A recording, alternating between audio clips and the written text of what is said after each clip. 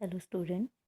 तो मैंने आपको कहा था कि हमारा क्षितिज गद्य खंड का पार्ट 6 प्रेमचंद के फटे जूते और लेखक इसके हरिशंकर परसाई, और जिसमें हमने पूरा पाठ समाप्त कर लिया था एक एक गद्य और उसमें से संबंधित प्रश्न पूछते हुए। तो अब प्रश्न उत्तर की ओर हमने बढ़ना है, पाठ्य पुस्तक के प्रश्न उत्तर की ओर। तो उससे पूर्व मैंने कहा था एक बार हम पूरे पाठ का सार या मुख्य बिंदुओं की ओर ज़रूर ध्यान देंगे। और यदि आप इन मुख्य बिंदुओं को याद रख लेंगे अपने दिमाग में, तो आपको आसानी से पाठ और अच्छी तरह समझ में आ जाएगा। तो देखिए, हमने जो जो मुख्य बिंदु इसमें पढ़े, तो देखिए, पहला तो ये जो प्रेमचंद के फटे जूते पाठ है, ये व्यंग्य निबंध है, ये आपको ध्यान रहना चाहिए। और इसमें प्रेमचंद के फटे जूतों को लक्ष्य करके लेखकों की दुर्दशा पर व्यंग्य किया गया है।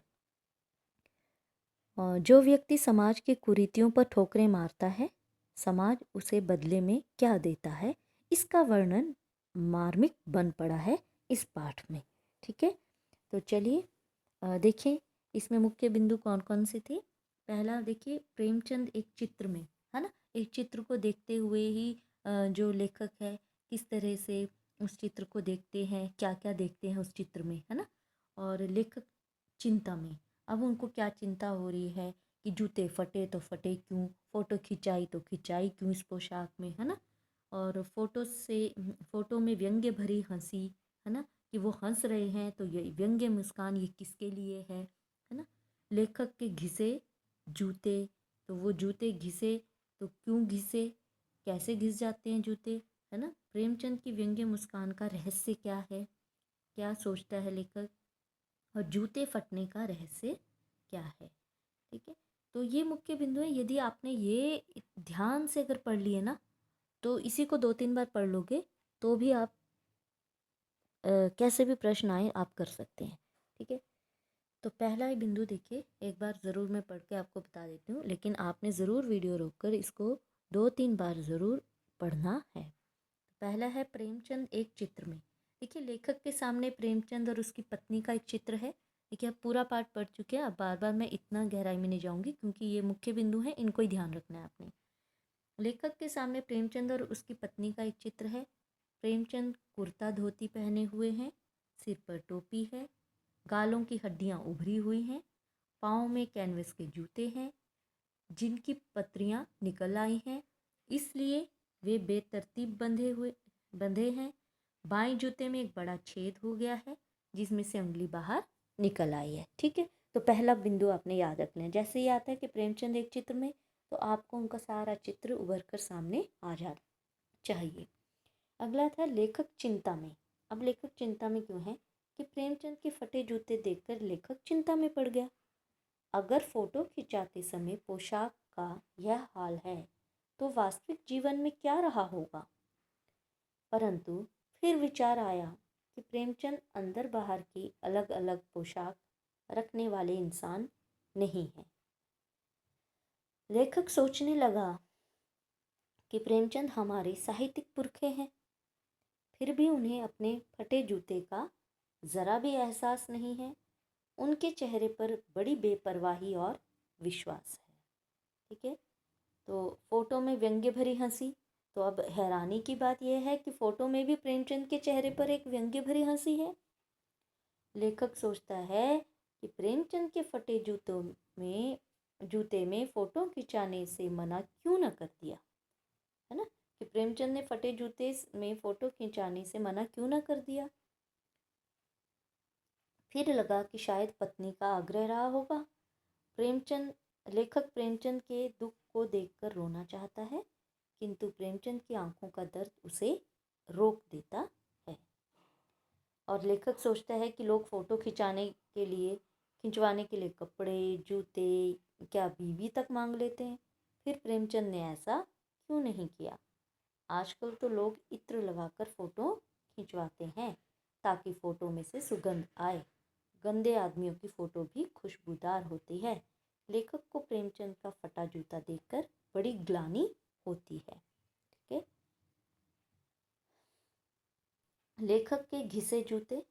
तो लेखक कहता है मेरा जूता भी ऊपर से अच्छा दिखता है, किंतु उसका तला घिस गया है। मैं ऊपरी पर्दे पर ऊपरी पर्दे का ध्यान रखता हूँ, इसलिए उंगली को बाहर नहीं निकलने देता।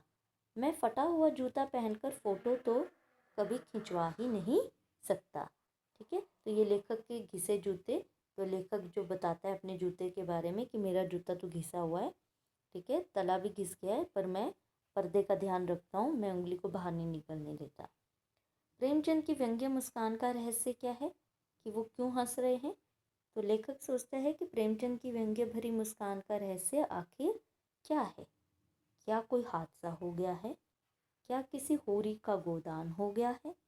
क्या हल्कू नामक किसान के खेत को नीलगाय चर गई? क्या घीसू का बेटा माधो अपनी पत्नी के कफन को बेचकर खा गया?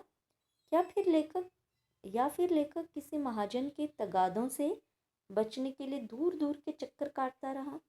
याद आया, भक्त कवि कुंभन दास का जूता भी तो फतेहपुर सीकरी आने जाने में घिस गया था।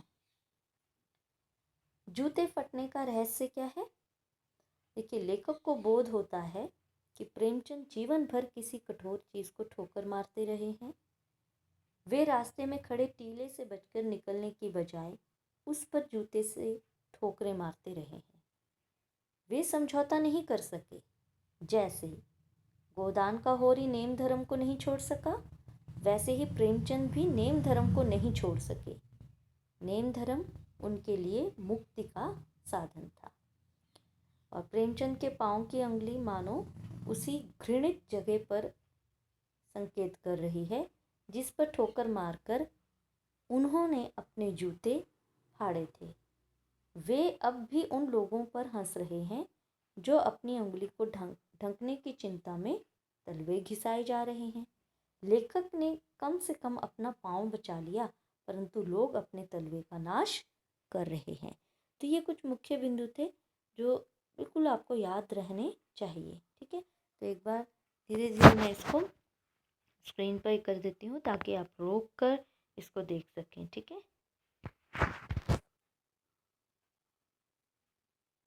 प्रेमचंद एक चित्र में, लेखक चिंता में, फोटो में व्यंग्य भरी हंसी,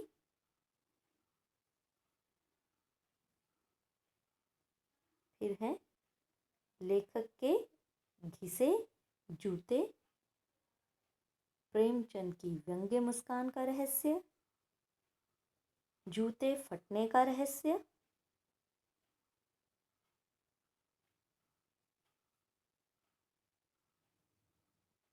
3-4 बार अगर इसको ही केवल आप पढ़ लेंगे ना, पूरा पाठ इसी में समाहित हो चुका है।